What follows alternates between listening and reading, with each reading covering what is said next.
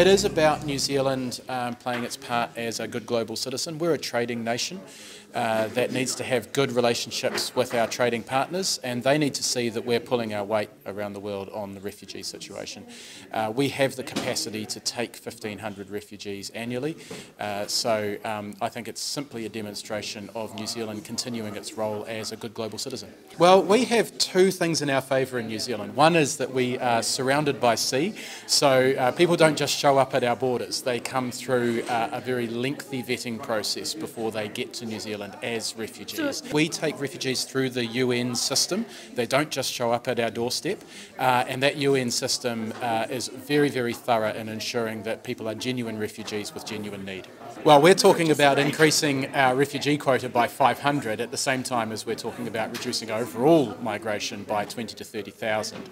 And at the same time, we've got to get building those houses. That's why we're planning to build 100,000 new houses across New Zealand over the next 10 years. It's why we need to build the other infrastructure so that we can welcome people into New Zealand. And the truth is, we have other wealthy nations beating down our door saying, New Zealand, you are not doing your part for refugees, and that damages our reputation internationally as a trading nation.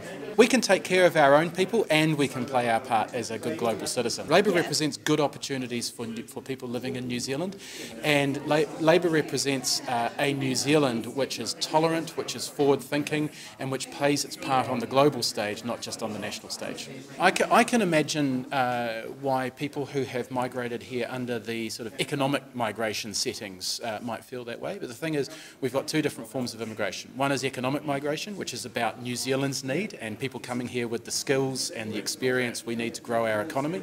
The other is about humanitarian migration, which is about the needs of those people who are in appalling situations where they've been forced to flee from their country because of war, because of famine, because of environmental factors. Refugees actually come with a lot of different skills. They come from all different walks of life. They might be entrepreneurs, they might have been business people, they might have been teachers, physicians, plumbers, and so they can use those skills in the new country. And so actually refugees offer a lot to New Zealand. If you look at the overall numbers, there's 125,000 people migrated to New Zealand last year.